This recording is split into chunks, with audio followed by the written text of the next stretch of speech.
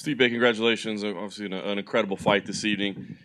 Talk about the way you felt after that. It had to be a lot of emotion just with the atmosphere and then being such a back-and-forth fight. What was the emotion after the fight? Thank God it's over.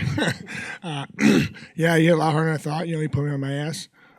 But, I was okay. He put me down. For a split second, I was like, whoa. But then, got me that front leg. I got out of it. I felt fine and then took over. Yeah. I needed it, actually. I was going to say, it was such a unique experience. It didn't work out for Fabricio in Brazil earlier this year. It worked out great for you tonight. What was the experience? Was there added pressure? Was there anything different fighting in front of that crowd? Yeah, I would totally rather fight in Brazil. It's a lot easier for me, honestly. Literally, just the last, oh my God, 4 months has been crazy in my life, And he thought I was partying and all that, but unfortunately, I was training really, really hard for this fight because I didn't have a moment to stop.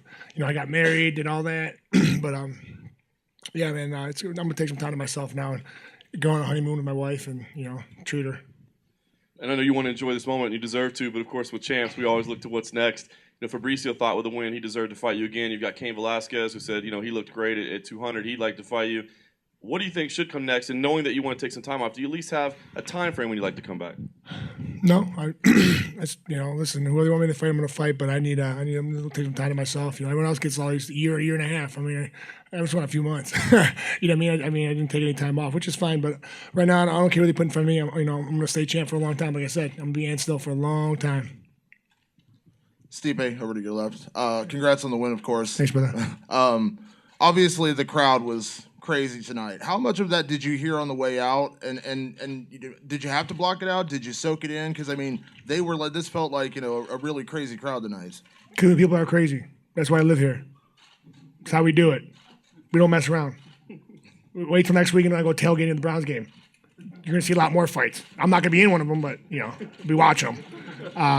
That's how we do it, man. Like I said, I'd rather fight Brazil, man, because I was just, I got a little emotional in my head for a split second. It was badass, and then people were, just trying to mentally keep them out. But it was, I'm gonna remember this for the rest of my life.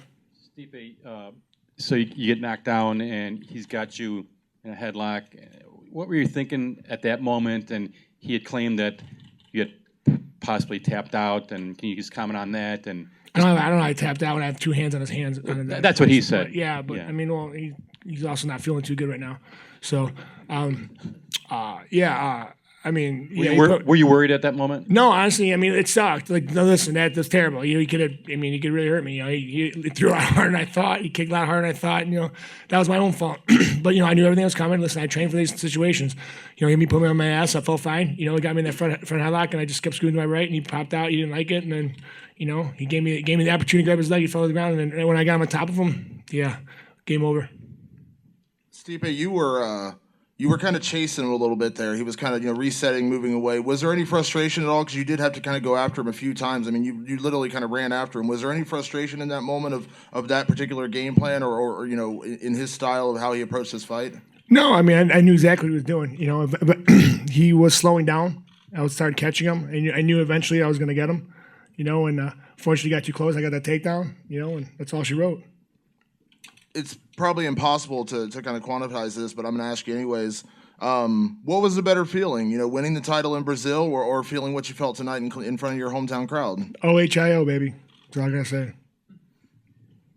Stipe, you had talked leading up to this fight continuously that, you didn't – fighting in Cleveland, you were not going to let that affect you. But now after the fact – how did you handle the emotions? Was it difficult going through all that? Right when it started, yeah, because I knew I was going to be Ticketmaster for about 2 months. Everyone tried to get tickets. So my wife took care of that, and she pretty much shut down everyone that came in. So thank God, that's why I love her.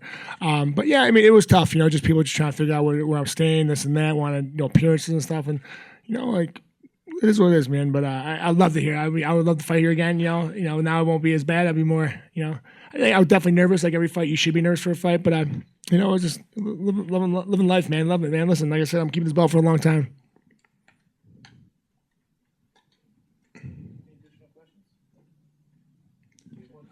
The guy right there, the good-looking man with the crazy shoes, probably. You got that? You got that? Thank you. Good one. All right. I'm just wondering if you heard what he said in the cage about the tap, and do you feel like that was, I don't know, for lack of a better word, unsportsmanlike to try to make an excuse, try to take your moment right after you won. Clearly, it seems like you did not tap. Oh, yeah, I didn't. Thank you. Thank you for having my back for a change. It's nice. I'm just joking. I'm giving you a hard time. Come on, man. No, yeah. Listen, man. I remember I was in the back getting sign my check and all that good stuff, and I heard boos, and I asked him what were they booing about because I knew he was talking, and they told me that he said I tapped out, and I don't remember tapping out. I just remember punching him in the face repeatedly until he was unconscious. And just to be clear, if they do come to you and say, because I don't know if you heard, $2.6 million gate, sellout. I mean, this was a huge night. That's how we do in Cleveland. So if they come to you and say, look, we want to do Kane versus you here in Cleveland, would you really say no to that? No, I want to say no. I mean, Well, you said you'd rather. I'd rather fight, of course. But I mean, listen, man, I'm not going to pick and choose who I fight and where I'm going to fight. If they tell me I'm going to fight in Saturday, I'll fight in Saturday, and I don't care. I mean, whatever you want me to fight, I'm going to fight. I mean, I'm the heavyweight champ of the world. Right. That's the reason. I'll fight anyone, anywhere. I fought in front of 45,000 Brazilian people. And I fought in front of how many people here tonight? 18,000 people, almost 19,000 people, all for me. I'll do whatever they want me to do it. And just curious, given how proud you are of being from here and being humble, working class, when he was saying things like you've changed and you're partying and your clothes have changed, did that dig a little? Was that? Didn't he come off the plane in like a fur coat or something? I don't know. Didn't he? I don't know. I mean, listen. I'm wearing a black T-shirt. I don't know how I've changed. No, but did that bother you a little more? Like no. I mean, whatever he wants to think, man. Listen, you don't know how hard I'm training. Like this summer was probably the hottest summer ever I've ever been in Cleveland. The humidity and the heat was probably 90 degrees every day for probably a month and a half straight. And I trained, did six rounds in a row, 5-minute rounds, nonstop, because I knew what the end result was going to be. So he could sit there and say I was partying, but yeah, when I was partying, guess what? I was also training. I could have a few cocktails. I'm a big boy.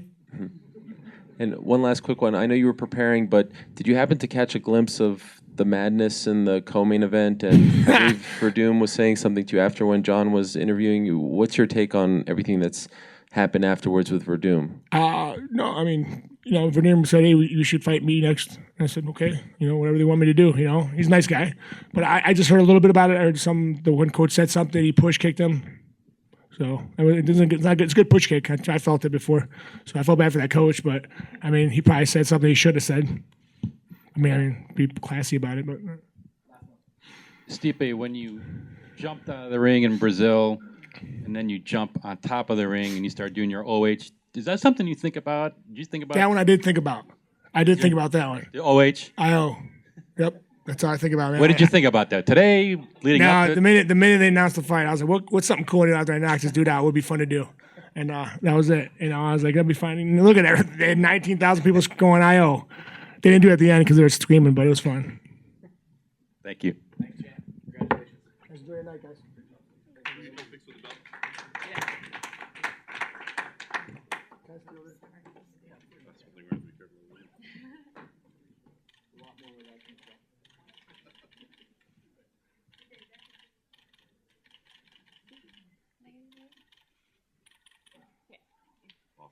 Guys, enjoy your night. Thank you, guys. And Ohio State won today, right? Ohio State won. Oh, I knew that. Jeez, don't talk about it. I was having a heart attack before the fight. It's a little preoccupied.